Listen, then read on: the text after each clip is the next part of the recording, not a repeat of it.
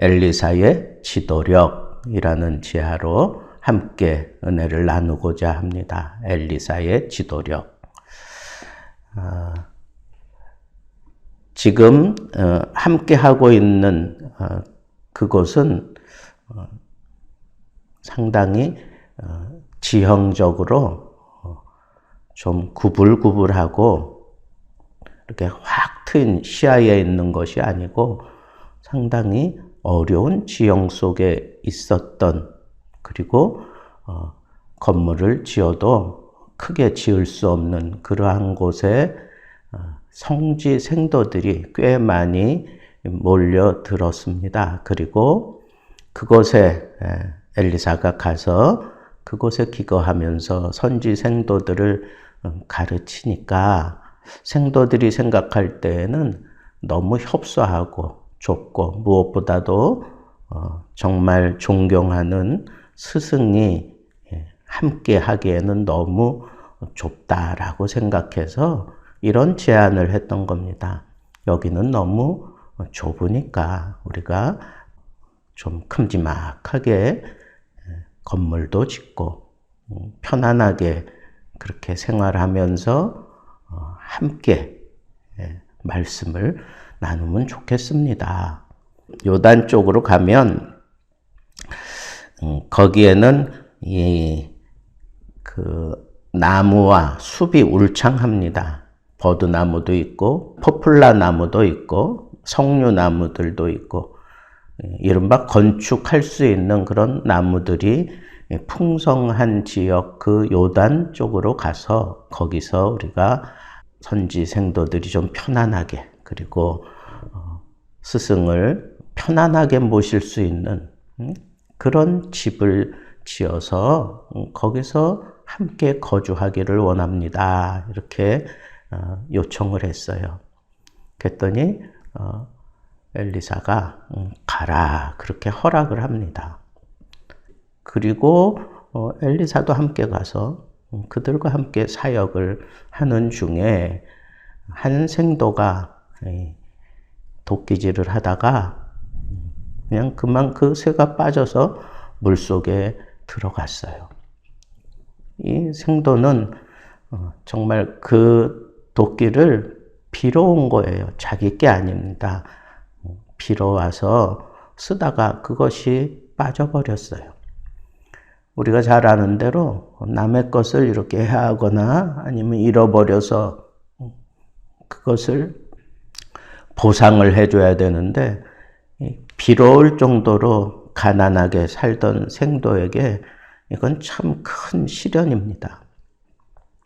그래서 그렇게 비관하며 안타까워하고 있을 때 엘리사가 그곳 빠진 곳이 어디냐 그렇게 묻고 저기다라고 얘기 듣고는 엘리사가 나뭇가지 하나를 띄어다가 그 물 위에 던지니까 신기하게 그 도끼가 물 위로 떠오르는 겁니다. 그래서 그 생도에게 가서 집으라. 그래서 그것을 집어내는. 그래서 그 위기를 잘 극복하고 있는 것을 보게 됩니다. 제가 왜 이 본문을 잡고 그 본문 속에 무언가를 내가 이렇게 잡았기 때문에 여기서 엘리사의 지도력이다라고 그렇게 얘기를 했느냐 궁금하지 않습니까? 여기 보면 많은 성지 생도들이 다 같이 가서 거기서 각각 나무를 취하여 그것으로 이렇게 큼지막한 그런 처소를 마련하겠다고 하는데 그 생도 가운데 선생님도 우리와 함께 가시지요 라고 그렇게 얘기한 그 성도의 그 마음은 어떤 걸까? 그 성도는 왜 굳이 그 일하는 현장에 엘리사를 함께 모시고 가려고 했을까? 그냥 자기들끼리 가서 다 지어놓고 난 다음에 선생님을 모셔가는 게 그게 더 아름다운 그림이 그려질 것 같은데 굳이 일하는 현장에 스승을 모시고 가려고 했던 그 생도의 마음에는 적어도 두 가지가 있었던 것 같아요. 첫째는 그 벌목을 하고, 자기들은 그렇게 뭐 벌목꾼은 아니잖아요. 그러니까 벌목을 하고 집을 짓는 과정 속에 어떤 심각한 일들이 일어날 수도 있으니까 그때 선생님이 계시면 그런 것들 쉽게 해결해 줄 것을 믿었기 때문에 선생님 함께 갑시다라고 요청했을 것 같고, 또 하나는 우리가 좋은 마음으로 다 같이 가서 각각 그 나무를 취하고 열심히 일해서 그 처소를 마련하는데 성지 생도들의 마음이 좋은 마음으로 시작했다고 할지라도 그 일을 하는 그 현장에서 생각지 않은 그런 일들이 일어날 수 있습니다. 좋은 뜻으로 뭉쳤다고 해서 좋은 결과를 항상 가져오지 않잖아요. 그죠? 좋은 뜻으로 뭉쳤어도 그 일을 진행하는 동안에 어떤 일이 생길지 모르고 정말 힘들고 어려운 건 사람의 마음이잖아요.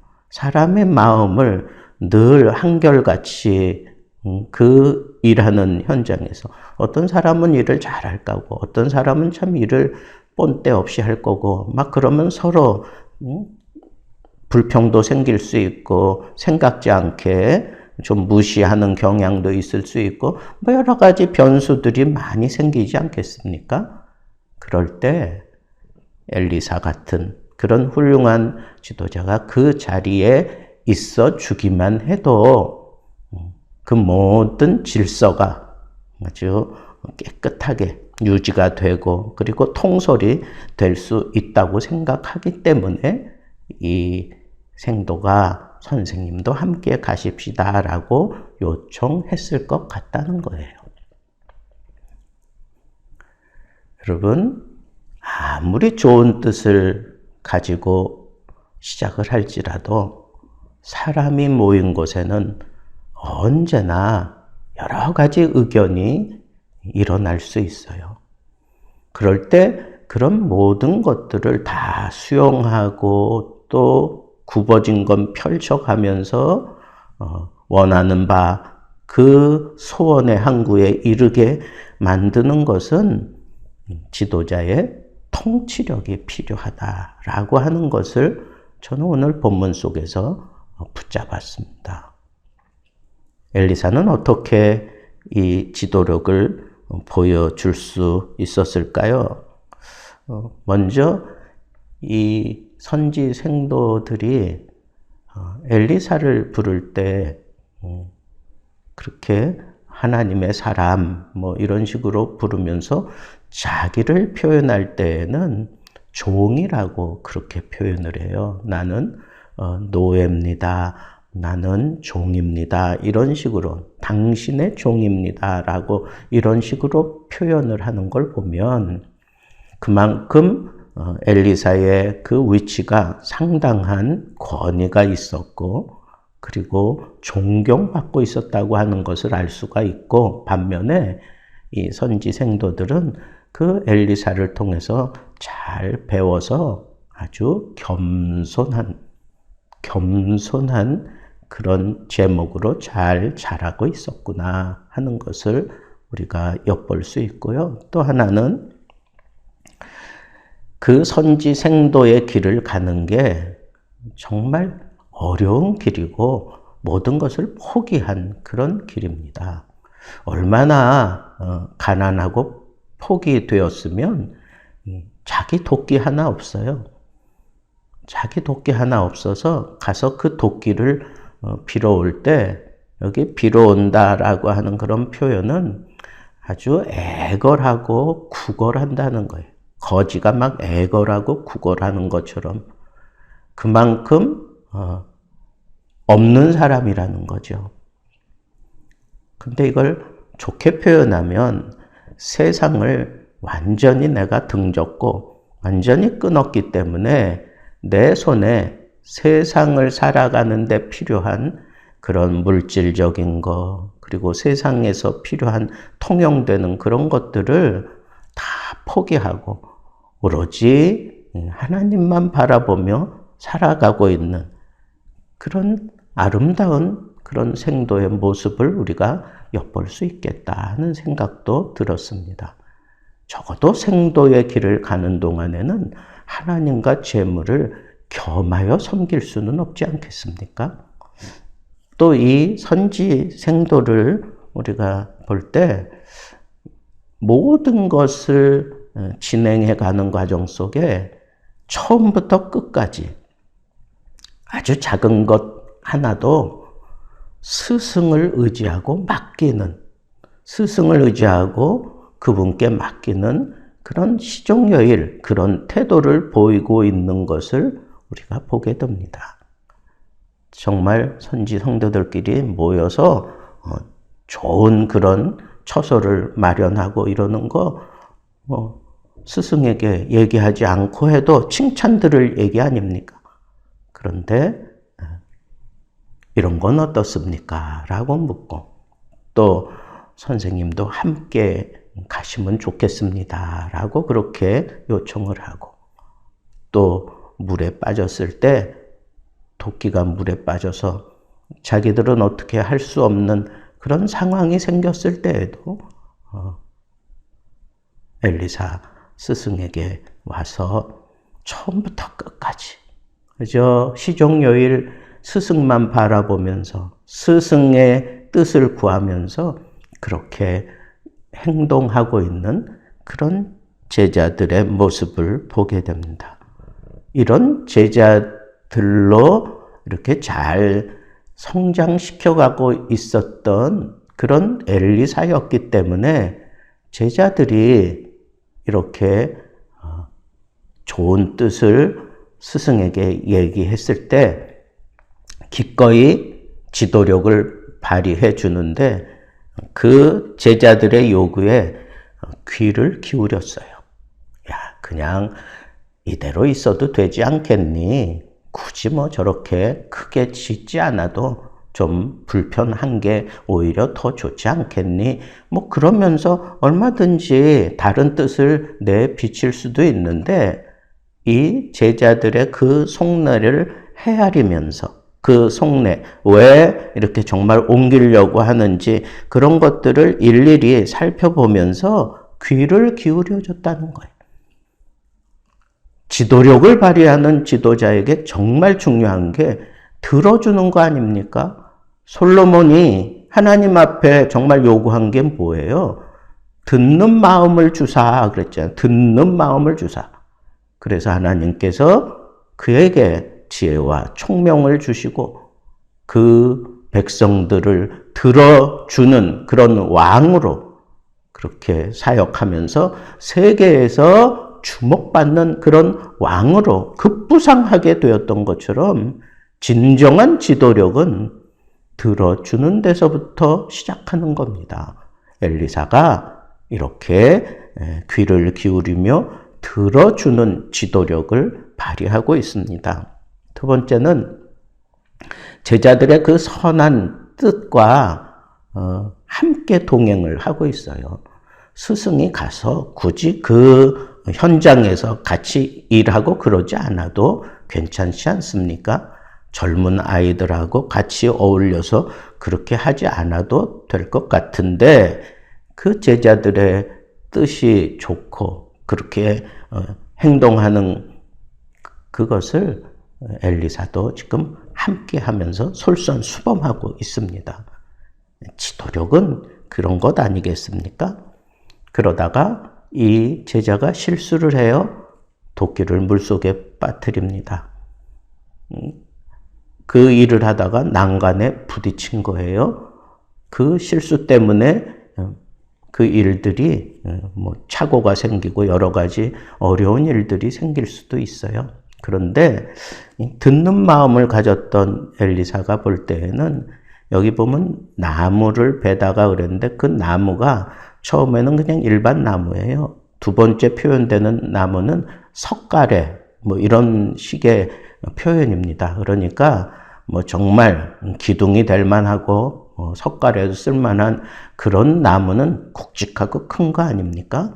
그에 대한 어떤 선한 뜻을 가지고 그것을 막 자기의 그 뜻, 좋은 뜻을 이루기 위해서 그냥 열심을 낸 거죠. 열심을 내다가 그렇게 도끼가 빠져버린 거예요. 그러면 그걸 가지고 뭐 책망하거나 너 때문에 이 상황이 이렇게 됐지 않느냐 이러지 않고 그 속내를 다 들여다봤기 때문에 어디에서 빠졌느냐, 그리고는 스승의 방법으로 그 도끼를 수면으로 떠오르게 하고, 그리고는 그 빠뜨린 사람 보고 가서 집어라. 그 실수를 그 사람의 손으로 해결할 수 있도록 이 사람이 더 용기가 나서 그 일을 감당하지 않았겠습니까? 그 선한 뜻을 알아주는 것.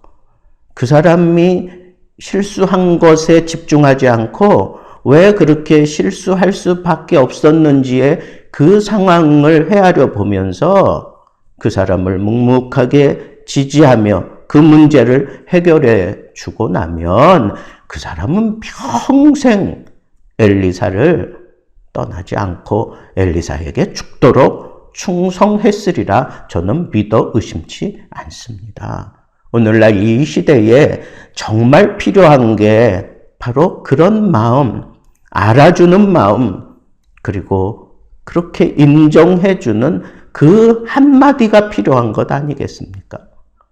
세상 사람들이 다 손가락질하고 다 오해할지라도 한 사람, 그 사람을 알아주고 그 사람 편에 서서 그 사람이 잘못한 것을 인정하는 게 아니라 그렇게 잘못할 수밖에 없었던 그 상황을 동정해주고 안타까워하고 그렇게 헤아려주는 그런 눈을 가지고 있을 때, 그 마음의 깊은 곳에 담겨져 있는 그 사람의 마음을 들여다볼 때 그 사람이 진정한 지도자라고 우리는 생각할 수 있는 겁니다. 이처럼 낙심한 제자에게 용기를 북돋아 줬을 뿐 아니라 그 문제를 자기 손으로 건져내게 만들어서 용기 백배하게 만들어 주었던 이 스승이야말로 오늘날 우리가 정말로 기대하고 고대하는 그런 지도자가 아니겠습니까? 오늘날 우리 한국 땅의 지도자가 정말 옳은 지도력을 그렇게 보여주면서 이 나라를 이끌어 가야 되는 때가 되었다고 생각합니다. 여러분, 오늘 이 아침에는 이 마음을 가지고 정말 이해해주는, 들어줄 줄 아는 그런 지도자, 그리고 그 좋은 뜻을 가진 생도들과 함께 행동했던 그런 지도자, 그리고 실수를 보는 게 아니라 그 실수할 수밖에 없었던 그 속내를 바라보면서 묵묵하게 그를 지지하며 끝까지 그의 편에 서주고 말 한마디도 그를 용기 있게 만들어주는 그런 말을 할 수 있는, 영안이 활짝 열려져서 그 속내를 들여다볼 수 있는 지도자, 그리고 그런 상황, 낙심할 만한 그런 상황을 바꾸어 용기 백배하게 만들어주는 그런 지도력을 발휘하는 지도자가 이 나라의 대통령이기를 원하고, 그런 지도자가 이 나라의 종교계의 모든 지도자들이기를 원하고, 이 나라의 교육하는 그런 선생님들 되기를 원하고, 그리고 기업에서 앞장서 그런 뜻을 펼쳐가는 회장님들 되기를 원하고, 각 처소에서 지도자들마다 이런 엘리사와 같은 지도력을 발휘할 수 있는 그런 큰 은혜를 베풀어서 우리나라가 또 한 번 놀라운 부흥기를 맞이할 수 있게 해달라고 기도하면서 이 하루를 열 수 있기를 우리 주님의 이름으로 축복합니다.